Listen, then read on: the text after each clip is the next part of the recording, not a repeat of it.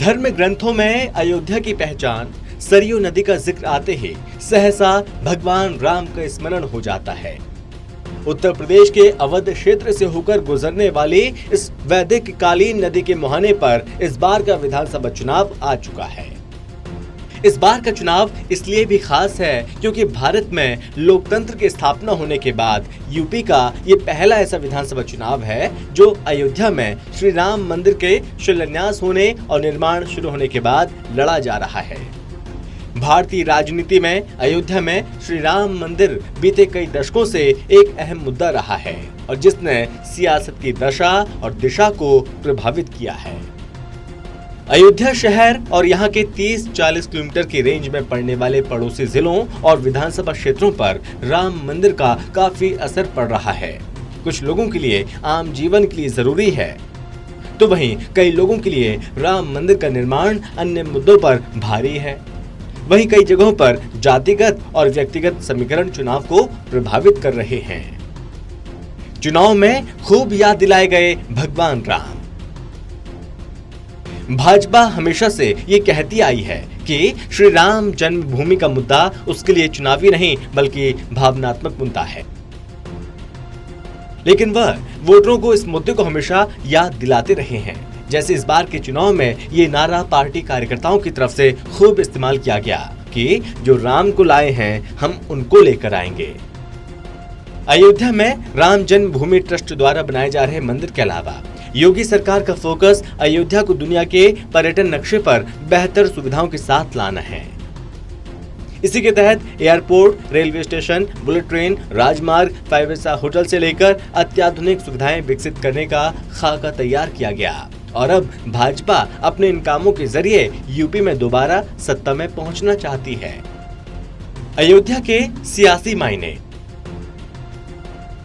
राम जन्मभूमि आंदोलन से जुड़ने के बाद 90 के दशक से ही अयोध्या भाजपा की राजनीति का केंद्र रहा है, लेकिन अगर 1991 और 2017 के चुनावों को छोड़ दिया जाए तो भाजपा कभी भी जिले की सभी सीटों पर जीत दर्ज नहीं कर पाई थी।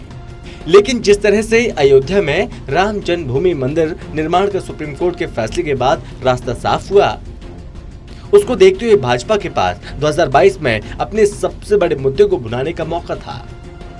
इसके तहत भाजपा न केवल अपने वादे को पूरा करने के बाद बार बार मतदाताओं को याद दिलाती रही बल्कि विपक्ष पर भी सीधे तौर पर निशाना साधती रही।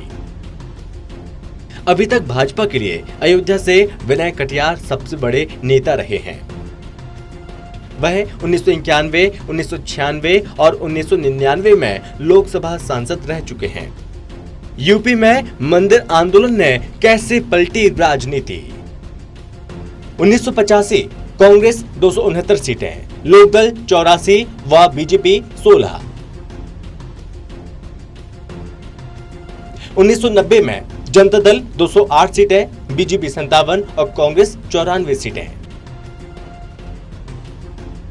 1991 बीजेपी 221 सीटें, जनता दल 92 और बीएसपी की 1 सीट। ढांचा विध्वंस के बाद 1993 में बीजेपी को 177, सपा को 109, बीएसपी 67 और कांग्रेस को 28 सीटें।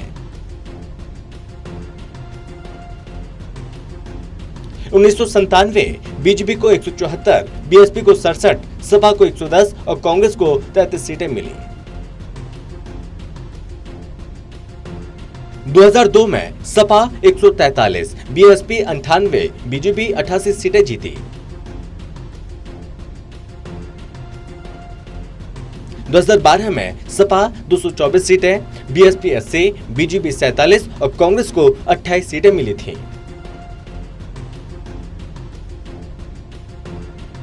2017 में बीजेपी 312, सपा 47 और बसपा को 19 सीटें मिली थीं। समय के साथ राजनीति में अहम होती गई अयोध्या नगरी। राजनीतिक रूप से अयोध्या सबसे ज्यादा सुर्खियों में राम मंदिर आंदोलन के दौरान रही है। 1989 में तत्कालीन पीएम राजीव गांधी ने शाहबानो केस के बाद हिंदुओं की नाराजगी दूर करने और विहिप द्वारा चलाए जा रहे राम मंदिर आंदोलन के दबाव में विवादित बाबरी मस्जिद ढांचे के परिसर के पास शिलान्यास की अनुमति दी थी और नवंबर 1989 को राम मंदिर का शिलान्यास विहिप की अगुवाई में किया गया। राजीव गांधी ने इसका राजनीतिक फायदा लेने के लिए 1989 के लोकसभा चुनावों की शुरुआत भी अयोध्या से की थी, लेकिन कांग्रेस के लिए ये दांव काम नहीं आया और कांग्रेस को 1989 में लोकसभा चुनाव में केवल 15 सीटें मिली। वहीं भाजपा इसे पूरे देश में 1984 में केवल 2 सीटें मिली थीं। वहीं उत्तर प्रदेश में 2 सीटें जीत गई और 1991 में भाजपा के कल्याण सिंह के नेतृत्व में उत्तर प्रदेश में पहली बार बहुमत के साथ सरकार बनी थी। इसके बाद 1992 में विवादित बाबरी मस्जिद ढांचा के गिरने से लेकर नवंबर 2019 तक सुप्रीम कोर्ट द्वारा राम मंदिर निर्माण का फैसला आने तक भाजपा के लिए यह मुद्दा हिंदू राजनीति का केंद्र बन गया, और जबकि विपक्षी दलों ने मुस्लिम वोटों के दूर होने के डर से दूरी बना ली। भाजपा के लल्लू सिंह 5 बार यहां से विधायक रहे हैं।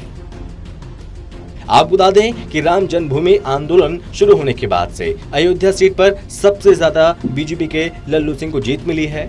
1991, 93, 96, 2002 और 2007 में लगातार विधायक रहे हैं। हालांकि 2012 में लल्लू सिंह सपा के पवन पांडे से चुनाव हार गए थे। उस चुनाव में तीसरे स्थान पर रहे बसपा के वेद प्रकाश गुप्ता 2017 में बीजेपी के टिकट पर जीत कर आए और इस बार भी उन्हीं पर बीजेपी ने भरोसा जताया है। उनका सपा के तेज नारायण पांडे, कांग्रेस की रीता मौर्य और बसपा के रवि मौर्य से मुकाबला है। आपको बता दें कि अयोध्या में प्रमुख दलों के उम्मीदवार कौन कौन हैं। बीजेपी से वेद प्रकाश गुप्ता, समाजवादी पार्टी से तेज नारायण पांडे, बीएसपी से रवि प्रकाश वर्मा, कांग्रेस पार्टी से रीता मौर्य। अयोध्या सीट पर ब्राह्मण और बनिया वोटरों की सबसे ज्यादा संख्या है। इसके बाद दलित, मुस्लिम और यादव मतदाता असर डालते हैं। अयोध्या जिले में कुल 5 विधानसभा सीटें आती हैं, जिसमें अयोध्या, गोसाईगंज, रुदौली, मिल्कीपुर और बीकापुर सीटें हैं। वहीं अयोध्या में इस बार जातिगत समीकरण की बात करें तो यहाँ पर ब्राह्मण मतदाताओं की संख्या 46,000 है, मुस्लिम मतदाताओं की संख्या 43,000 है, दलित मतदाताओं की संख्या 41,000 है, यादव 38,000 है, बनिया 43,000 है, निषाद 25,000 है और ठाकुरों की संख्या 15,000 है। तो साफ है इस बार का चुनाव भाजपा के लिए एकदम अलग है। फिलहाल चुनावी चक्रव्यूह का 5वां द्वार भेदने के लिए पार्टियां पूरी तरह से तैयार हैं। भला क्यों नहीं, यही वो 5वां, 6वां और 7वां द्वार है जिसे भेदने वाला ही सत्ता तक पहुंचेगा। मामला तब और दिलचस्प हो जाता है जब लड़ाई भगवा बाबा के पिच पर हो रही हो। Special desk, total TV.